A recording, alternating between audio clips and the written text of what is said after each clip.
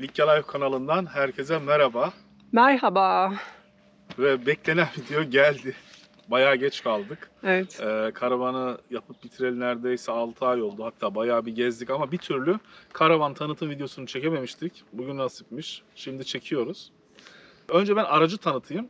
Aracımız 2011 model Fiat Ducato Panel Van. 13 metreküp. Panel vanlar metreküp üzerinden boyutlandırılıyor.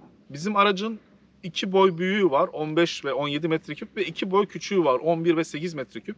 Bizimki tam ara boy. Euro versiyonu bizimki. Onu da kısaca şöyle anlatayım. Şu an hala devam ediyor mu bilmiyorum ama geçmişte İtalya'da Ducato'lar Avrupalı kullanıcılar için ayrı, Avrupa dışı kullanıcılar için ayrı üretiliyordu. Bizimkinde mesela 2011 model olmasına rağmen dijital klima var. Arka stop lambasının üstünde geri görüş kamerası var.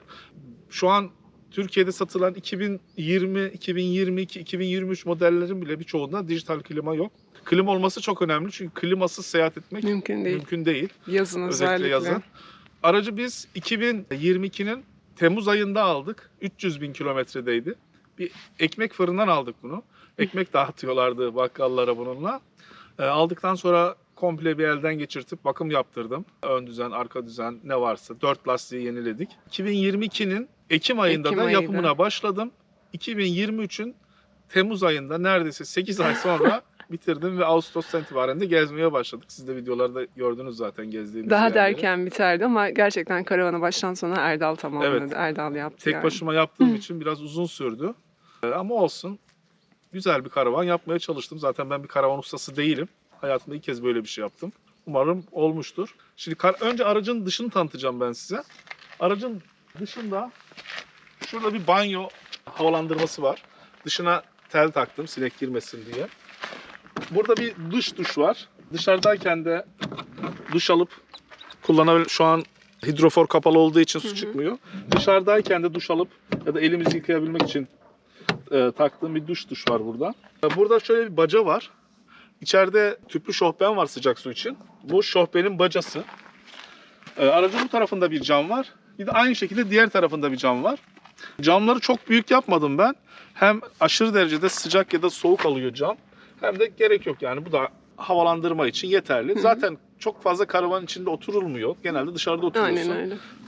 Aracın üst tarafındaysa şöyle bir iskelet yaptım. Daha doğrusu yaptırdım. İskelete güneş panellerini taktırdım. Kalan bölüme ise küçük bir teras yaptım. Ama henüz çıkıp oturamadık. Ben zaman zaman çatıya çıkıp güneş panellerini siliyorum. Güneş panellerinin temiz olması lazım yeteri kadar elektrik üretebilmesi için.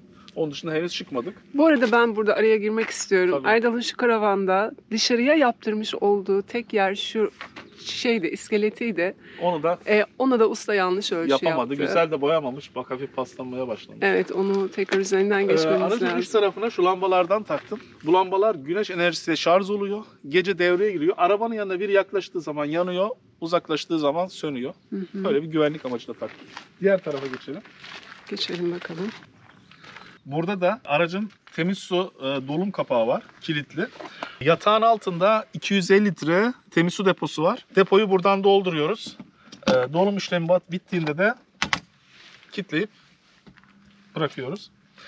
Aynı şekilde burada yine bir cam var. Sürgülü kapının üstüne hem bir sundurma hem de bir led aydınlatma yaptım. Bayağı büyük bir led aydınlatma. Oturduğumuz zaman çok güzel aydınlatıyor burayı. Aynen öyle. Gerçekten çok geniş yayılıyor. Evet.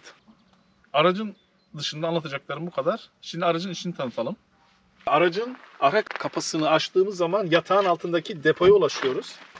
Yatağın altında şöyle büyük bir depolama alanı var. Yatağın altının yarısında su deposu var. Yarısı da boş duruyor. Biz orayı depolama alanı olarak kullanıyoruz.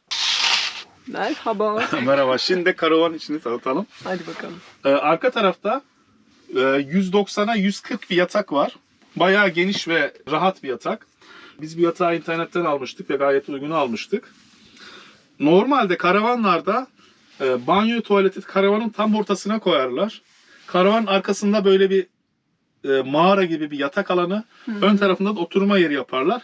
Ama biz öyle yapmadık. Biz banyoyu karavanın en önünde köşeye koyduk. Şöyle onu da göstereyim. Şurada bir lavabo var. Hemen burada da bir portatif tuvalet var. havalandırma camı ve aracın arka tarafına ulaştığımız küçük bir depolama alanı, bu kadar. Ve şöyle evde kocaman bulunan eski bir Aynayı oraya monte kocaman ettik. aynamızı oraya yerleştirdik. Bu arada ben bir şey söylemek istiyorum Erdal'cığım. Evet. Sen de o ayrıntıdan bahset istersen. Banyonun duvarı. Hani yalıtımla ilgili bir sıkıntı yaşar mıyız diye bir tedirgin Evet. olmuştum. Sen bir deneysel çalışma Evet, yapmıştın. onu karavan banyo videomuzdan izleyebilirsiniz. Herhangi bir sorun yaşamadık. Kullandığımız boya su geçirmez boyaydı. Evet, benim içime sinmediği için Erdal küçük bir ahşap içerisine suyu doldurdu. İçerisine bu yalıtım boyayı sürerek ve gerçekten hiçbir sıkıntı yaşamadık. Onu da zaten paylaşırız. Evet. Takip ederler. Evet, devam edelim. Banyoyu buraya koyduk. Mutfağı da 2 parçaya böldük. Ocak kısmını buraya, evye kısmını buraya koyduk. Ocak kısmının yarısına çekmeceleri yaptım. Yarısına da tüpü koydum. Ve yine tüpün kenarına da diğer eşyaları koyuyoruz. Çekmecelerin altından ise sürücü koltuğunun altında bulunan Webasto'nun çıkış hortumu var. Buradan sıcak hava üflüyor aracın içine doğru Webasto. Diğer tarafa da evyeyi koyduk. Evyenin altına buzdolabı var. Kalan kısımda da su tesisatı ve az önce dışarıdan borusunu gösterdiğim gazlı şofben var.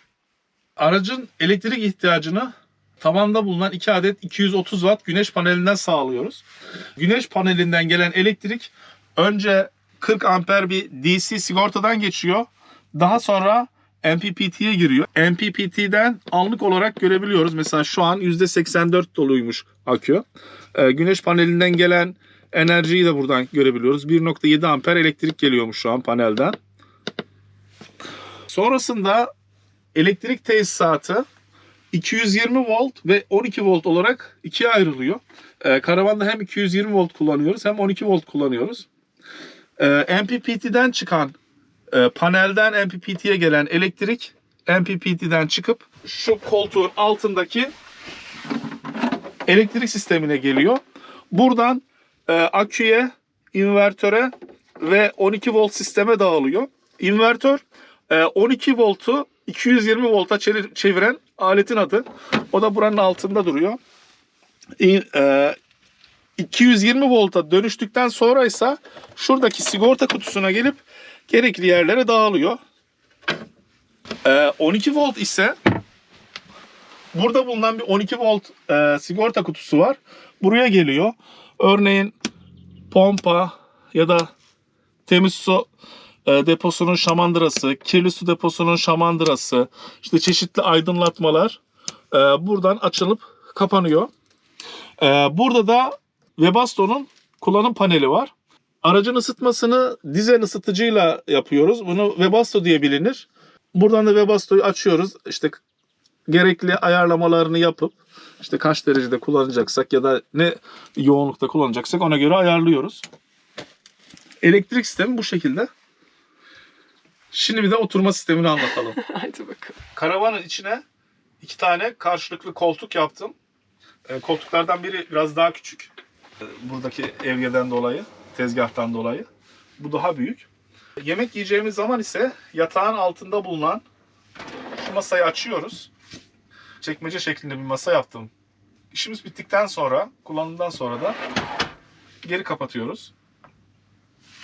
Buraya hem 220 volt hem 12 volt prizler taktım. Telefonlarımızı, laptopu, her türlü cihazımızı buradan şarj ediyoruz. Şurada şöyle küçük bir düğme var. Akülerin olduğu, elektrik sisteminin olduğu yere ben bir fan taktım. Yazın o bölge çok ısındığı için aküler fazla ısınmasın diye. Bunu açtığım zaman o alttaki fan aküye hava üflüyor ve akünün soğuk kalmasını sağlıyor. Oturma şeklimiz de bu şekilde. Karşılıklı 2 tane koltuk. Ortada açılıp kapanabilen bir masa. Şimdi dolapları istersen gösterelim. Şöyle alalım. Aynen. Karavanın üst taraflarını komple dolap yaptım. Burası ve şurası, onu da göster. Mutfak malzemelerinin konulduğu dolaplar. Evet, şurada da aşağıda da yine bir led ışığımız da var. Evet tabii onu da göstereyim. Yemek yaparken açmak için. Yine burada bir çakmaklık priz taktım 12 volt. Gerektiğinde hani çakmaklıkla çalışan bir cihaz kullanmak için. Aynen. Karşı tarafta yine bizim tabak çanaklarımızı koyduğumuz yer. Buradan itibarense kıyafetlerimizi ve diğer eşyalarımızı koyduğumuz dolap. Yine karşı tarafta da dolaplar var. Şurada da küçük bir kitaplık yaptık. Ve yine kamera ve diğer eşyalarımızı koyduğumuz bir bölme yaptık oraya da. Burası da bizim böyle işte telefonu, gözlüğü, elimize ne gelirse. Evet, arabanın anahtarını falan koyduğumuz yaptığımız küçük bir yer oldu. cebimiz. Aracın tavanında da cam var demiştim. Şurası yatağın üstündeki havalandırma camı. Bunu hem havalandırma amacıyla kullanıyoruz.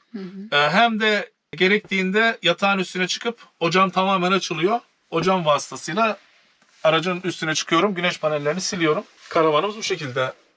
Anlatmadığım bir şey kaldı mı? Galiba kalmış. 2 tane spot lambamız var tavanda. Aslında bu bir tane de olabilirmiş. Ben kabul ediyorum bunu. Karanlık olur, çok aydınlık olmaz diye. Diyordu. Ben Hatta 2 tane koyduğum zaman yeter mi diyordu. Yani 3 mü olsun diyordu. Aslında bir tane bile yeter. Bir tane bile yetiyormuş. Çok küçük bir alan zaten. Gerçekten öyle. Neyse artık tecrübe ediyoruz. Bu şekilde. Bilmiyoruz. Nereden bileyim Erdal'cığım, benim de daha önce hiç karavanım olmadı. Doğru diyorsun. Bu arada ben özellikle bir şeyin altını çizmek istiyorum. Karavan yaparken yapımına başladığımızda ilk videomuzda da söylemiştik. Videoları izleye Erdal notlar ala yaptı ve bir sigortacı, yani sigorta acentesi, teknik bir okul mezunu da değil. Marangoz değilim, usta Marangoz değilim. değil, elektrikçi değil, hiçbir Değilim. şey değil yani. Sigorta acentesi ve bu kadar şeyi gerçekten tek başına yaptı. Az önce söylediğimiz gibi o tavandaki şey dışında Aynen, onda onu da kaynak makinem olmadığı için demirci Evet, yaptırdım. olsaydı- Kaynak makinem olsaydı onu da parçasını alır kaynak yapar kendim yapardım. Onu da yapardın gerçekten, hiç şüphem yok. Bu kadar şeyi tek başına yapıyor olabilmek inanılmaz güzel bir şey ve hiç destek de almadı. Yani Evet. çoğu kişi... Senin manevi desteğin vardı sadece. Onun dışında Teşekkür ederim. işler hep tek başımaydı. Sağ ol, ellerine sağlık. Yani ben biliyorum ki birçok kişi danışmanlık alıyor karavan yapımında, irtibat Ya da karavan kurduğu firmalarına karavan yapılıyor. firmalarıyla. Tabii ki onlar da yapılabilir, ona bir şey Tabii. demiyoruz ama senin tek başına yapıyor olman çok kıymetli, çok değerli, çok güzel. Ellerine sağlık. Erdal'cığım çok teşekkür ederim. Beğendiysen ne mutlu bana. İyi ki yaptın. Bu arada ve geziyoruz. pencerelerdeki Ha, sineklikleri de hemen göstereyim. evet evet. Şöyle bir sineklik, şöyle bir perdelik şeklinde olan çift yönlü bir perde yaptırdık. Bunu da dışarı yaptırdık. Çünkü bu teknik bir iş olduğu için. Camlarımız şöyle açılıyor.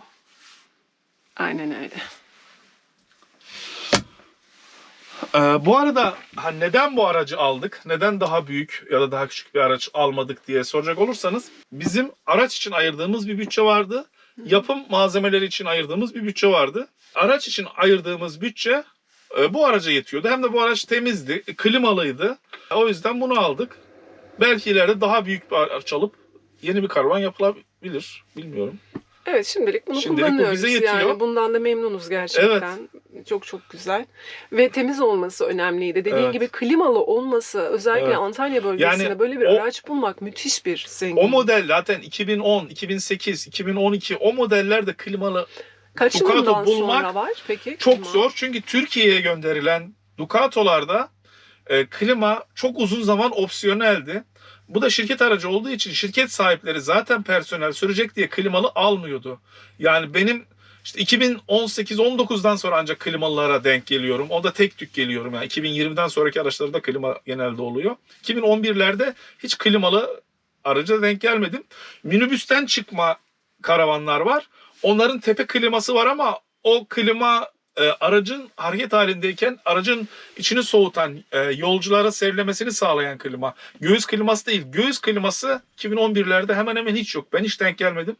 Zaten şöyle bir ayrıntı vereyim. Türkiye'ye satılan Ducato'lar beyaz renk olur. Avrupa'da satılan Ducato'lar gri Evet. renk olur.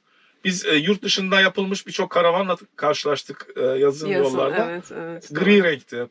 Doğru. Bir sonraki videoda da karavanı kaça yaptım? Karavanı kaça mal ettik? Onu anlatacağız. Karavan tanıtım videosu böyleydi. Teşekkür ediyoruz. Kanalımıza abone olup videomuzu beğenirseniz çok mutlu oluruz. Eğer sormak istediğiniz bir şey varsa mutlaka yorumlara yazın. Hepsini tek tek cevaplıyorum. Evet. Sorulara gerçekten Erdal yanıt veriyor her türlü. Peki tekrar teşekkür ediyoruz Erdal'cığım. Emeğine sağlık. Rica ederim.